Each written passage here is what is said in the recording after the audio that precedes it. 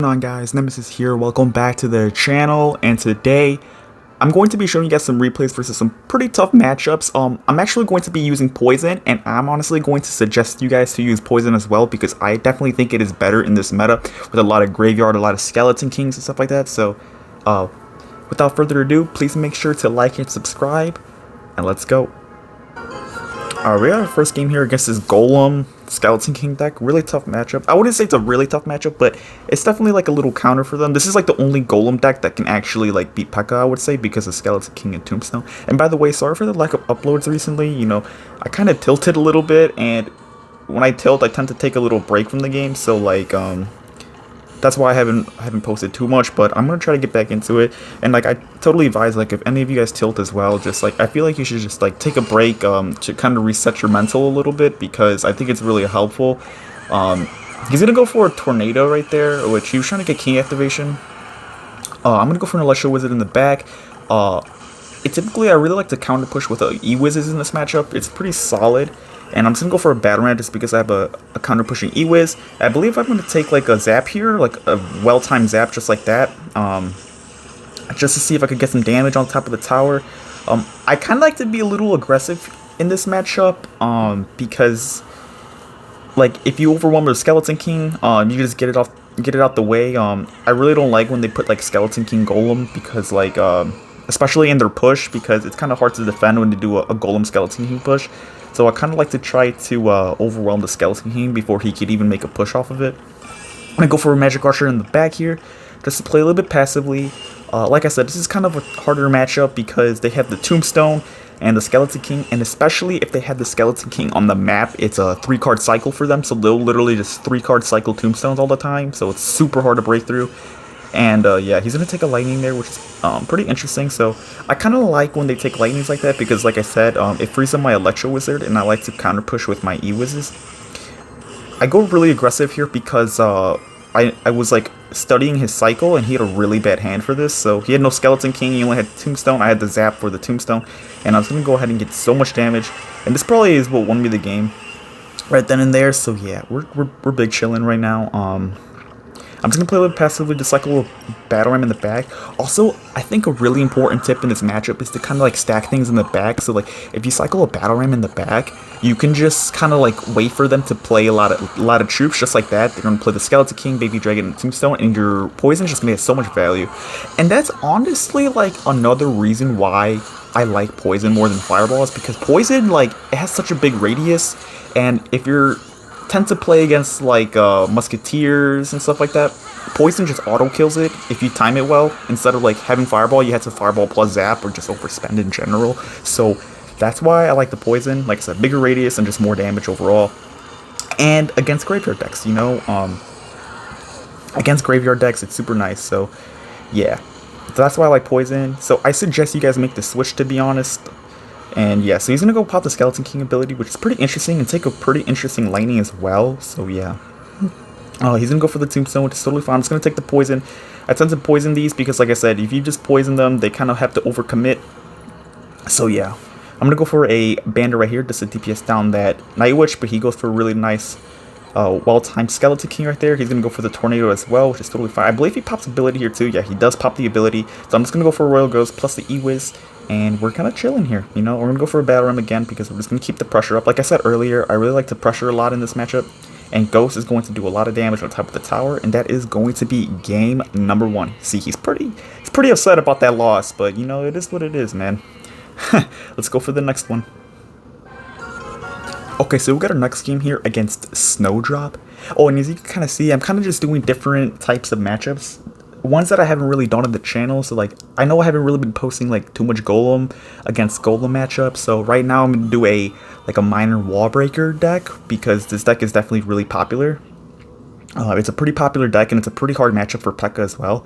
So I'm going to go for a Magic Archer in there. I didn't know exactly what he's playing, but I'm just going to go right there, because like, it's pretty important to get kind of chip damage, just in case if you're playing against a hard counter. If you're playing against a hard counter, oh, this guy actually has Drill instead of Minor. So that's actually probably worse for us, to be honest with you, because Drill is super bad for Pekka. But yeah, it's pretty important to get a good damage lead against hard counters, because Otherwise, you're not going to even really break through with your normal pushes. So magic archering against like bad matchups to get a good damage lead is super beneficial. He's going to go for a drill right here, which is totally fine. I don't even think that's the best of the drills because he doesn't have wall breakers in rotation. So my Ghost is going to get tons of value here. And yeah, Ghost is coming down the lane. I was going to play a battle ramp with that because I know he had the tornado because he revealed it earlier. So I was going to play a battle ramp, but he played the Valkyrie pretty early. So I knew he wasn't going to tornado that anymore. And he tried to get the king activation right there by playing the tornado right there. I'm going to take the zap on top of the skeletons because he's going to have to play more things for it. And then I'm going to go, you know, the Wallbreakers are going to die to that Pekka, which is pretty nice. And look at that Pekka just going in on that tower. This literally just takes half his tower right there. So yeah, I believe right here, I know I'm up a lot of elixir again. So it's really important in this matchup that you play a lot of Pekkas in the back. Especially if they have a bad cycle. Like if they have Wallbreakers out of hand, you can just safely Pekka the back. Because this is the only way you can break through is by playing Pekkas in the back and making big dueling pushes. So yeah, just take that into consideration. Minor Wallbreaker decks or drill decks, you just tend to play Pekkas in the back. But it depends on the variation of drill as well. Like if they're playing that really fast cycle deck with Inferno Tower, Bomber and stuff, it's kind of, you could kind of get punished for it because of how quick their cycle is. They could always get back to another set of their offensive pushes. So I'm going to take a bandit right there, right behind this Pekka. That's totally nice. Barbarian's going to get a shot on the other side. He's going to play another Valkyrie. So at this point, I kind of got him in a little lock right here. He's always going to have to overspend on my pushes. And again, I'm just going to repeat the process. Take a battle ram over here. I believe that tile placement doesn't kite the battle ram, so I'm pretty sure he's going to have to tornado this one. I'm going to take a poison because he gave me really good value. So yeah. Oh, so there he goes. He did play the tornado right there. I'm going to just take a bandit again because he always has to overspend now. I'm going to take a zap right there. I believe I eat this Wallbreaker, and I think I'm just going to go for like another push again. Like another Pekka in the back. Yeah, so there goes another Pekka in the back. And then the Pekka just gets a shot right there, and then boom. That is tower down. Let's go ahead and get to the next one. Okay, so we got our next game here. This is against a minor loon cycle deck. This deck's also it's not like so popular, but you'll definitely see this deck here and there. It's the minor balloon cycle with the bomb tower and stuff, and musketeer. They could musketeer cycle, which is why like obviously like cycle decks is super hard for Pekka because they could just cycle back to ice golems, musketeers, get so much value. So yeah, I feel like this matchup is honestly like a little bit harder with Fireball. And I know some people will say that it's easier with Fireball because you could like pull the balloon back. Like if you could just like time the Fireball right, the balloon will get knocked backwards. But honestly, I kind of think that it is a little bit easier with Poison because like I said earlier in the beginning of this video, Poison full kills things like Musketeers and Wizards and stuff like that. So you don't need to overspend on them. Oh, look at that, by the way. If you guys see, I use this this Pekka to kind of push the battle ram to the side, so it would bypass the bomb tower. So that's a little play you can do. It's just like if you time your battle ram placement just right, the Pekka will start pushing the battle ram to the other side, and it's gonna like push the battle ram, and they're not gonna kite it, you know. So really well played by us. I'm gonna go for Band in the back, just play a little bit passively. One thing I will say. Oh, look at that. He dismisses. This is basically game. If I play this at the end well, so he's going to go for the minor loon. He tried to predict my Electro Wizard. And that's another important thing you guys need to take into consideration is that in this matchup, they love to predict that spot. If they know you're playing Pekka Bridge Spam. Because typically, that will be the normal play that Pekka players will do. They will E-Wiz on top of the balloon. But if you kind of keep that in the back of your head that minor players will predict your E-Wish, just kind of play lower, so they pretty much use their minor for no reason.